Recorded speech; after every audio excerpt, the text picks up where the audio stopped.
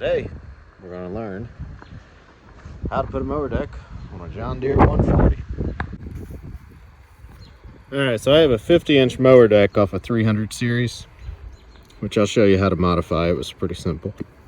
Oh, excuse me, starting to rain.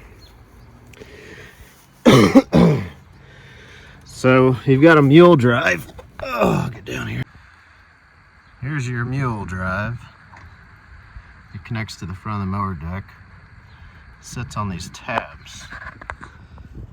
See one there, one there. Belt disc goes up and over the pulley on the motor. This side is your tensioner, so it's got a spring, it'll move back and forth.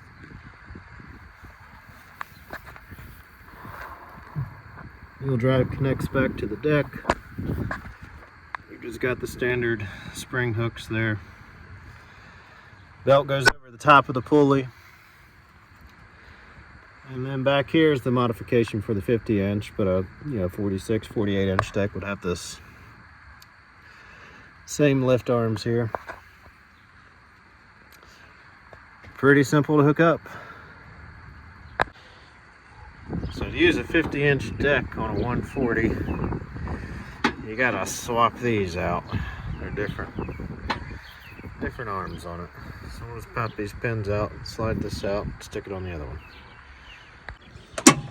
I got these changed out. It's just as simple as popping the pin, sliding it out. Yeah. Putting the new one in.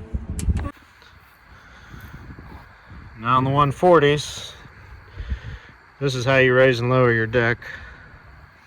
Here's your PTO drive. 110s and 112s could be an electric lift, hydraulic, or manual.